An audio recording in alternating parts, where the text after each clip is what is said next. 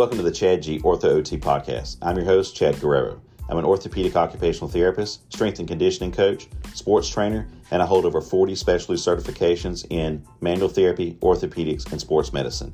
On this podcast, we will discuss everything orthopedic therapy, sports medicine, and more. If you're a therapist, health and fitness professional, or someone just wanting to learn more about the orthopedic and sports medicine world, then this is a podcast for you. Let's get started.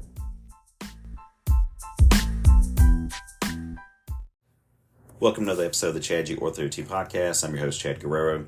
Today we're going to talk about how much education should we be giving to our patients. And, this is something that that I've just for years have just loaded copious amounts of information to my patients. I mean, I when you come in for an evaluation, I'm doing a lot of assessments and checking, getting a good history and all those kind of things. But I think it's very important to give the patient information on what we think's going on, why it's happening, what our plan is, all those types of things, and things that need to be carrying over and then doing and following up at home.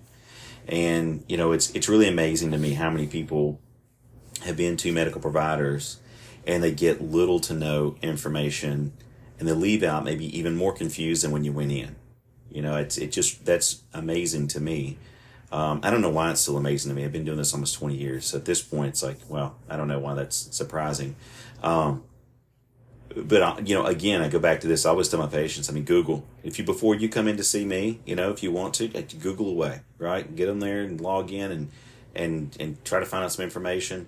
You don't have to, but I don't think it's a bad idea. Give yourself an idea of the route that you want to go, what you may have going on. Probably you already have looked this stuff up anyway, whatever you're coming in for, or you're familiar with it.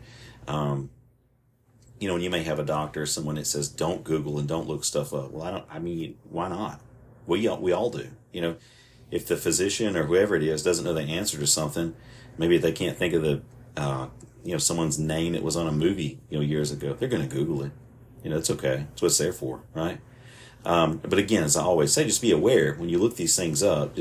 You might come across something that's like, man, this elbow pain could be, life-threatening or whatever. And probably it's not. It's going by worst case scenarios. But I don't mind a worst case scenario situation. What's the worst case scenario that could happen? Okay, well, I'll work backwards from that. I know that's the worst thing, so let's just go in a positive direction from there. But I actually had a patient come in today, and it's so ironic because I had already thought about this particular topic because it's been talked about a good bit in the last few weeks. I've had patients ask me, or tell me that they went places and just not really gotten much information. And if you know me, I like to talk, and you're going to get some information. No, I'm not saying my information is always the 100%, concrete be-all information, but I try to be well prepared and informed with regards to what's going on with my patients, and then the supporting afterwards. But I had a patient come in, and the patient's parent it's a child, come in and had been receiving some care in the home, prior, for however long now, a little while, and from a therapist. And the therapist come like once a month, or they said maybe once every 3 weeks. Or once every 2 weeks. It was not super consistent. And which I realize that there's some insurances and different programs, and they have guidelines, and they only allow maybe 1 day a month or whatever that is. So I'm not complaining about the 1 day a month situation, although I think more should be allowed, but that's just neither here nor there. But the thing that surprised me the most is, and I asked the mom, I said, okay, did they give you much information? Like the therapist that was coming out, it's a little one, right? So they're like 2 years old or under 2. It's not like you can spend 45 minutes to an hour therapy session in a lot of cases because they're not going to pay attention that long, and it's very difficult. So I said, and this was some mobility issue that they were having. And so I said, did the therapist give you much information of stuff that you need to be following through with at home and doing at home? And she says, no, I didn't get anything. I said, so there was nothing that they told you to do, in between visits or positions to encourage or any of that? She says, no. Therapists come out, maybe 20 minutes total, right? Did a little bit of something and then leaves. And it's like, man, that really drives me crazy.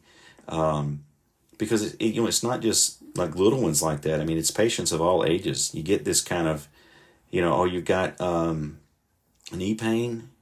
Here's a brace, and we're going to do these couple of exercises. Or you got shoulder pain. We're going to have you take this band and do this couple of things and whatever in clinic. And then what happens at home? Where's the education there? Why is this happening? Why did this happen? As best as you can try to come up with or figure out. And then what do I need to be doing at home the remaining time? So if I'm in therapy for, let's just say, an hour, there's 23 more hours I'm not in therapy. Just if I go every day, right? So what do I need to be doing when I'm not there?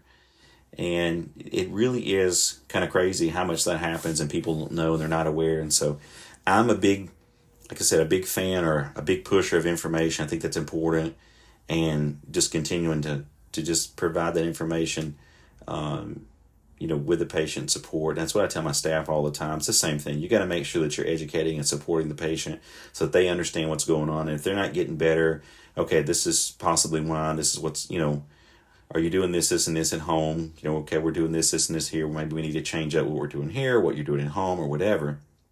So I just think that, with the treatment and with the education aspect of it, now I don't want to go super far, like way off to the side, hardcore pain science type stuff. I'm not liking pain science because I do use aspects of that. And I'm just going to sit here and talk you out of your pain, right? Like, or tell you to talk yourself out of your pain. You can't. I'm not saying all of them do that or anything like that. I'm just saying that you have to have, I believe you have to have some mechanical changes and some physical aspects that are being done. But I just think it's important to explain things, and then kind of go through it with the patient, because it's a two-way process, right? Or a two-way street, because, if you just go to therapy and there are a few very, very lucky people, they're going to come in and they're going to get maybe some kind of modality, or they're going to get, some massage or something done with the joints, some mobilizations or something, or maybe they do a few little exercises and they have a few things at home they're going to do, and bam, they're better, right? Those people were probably going to get better anyway, and they probably were going to get better fast anyway. You just maybe facilitated that along a little bit, supported it. Or maybe what you did maybe had that big change that they needed or whatever, or it gave them the confidence that they know this is not a rotator cuff tear probably, or an MCL tear, or whatever that is. And so they have a little more confidence. So they start moving a little more and feel like they're moving a little more normal. And then, it gets better. So, but like I said, that's just something that, make sure that when your patients come in, if you're a clinician or a trainer or whatever it is, you're working with clients, make sure that you give the education. I mean, they're obviously not paying to sit with you for 2 hours, listen to you talk some big speech, but give the education, give the information out, because you're the expert. And part of why they're coming to you, or a lot of why they're coming to you, is for your expertise, right? The other half is they want to get better, which really, at the end of the day, it's all because of what you're, the direction that you're pointing them in, so that's important.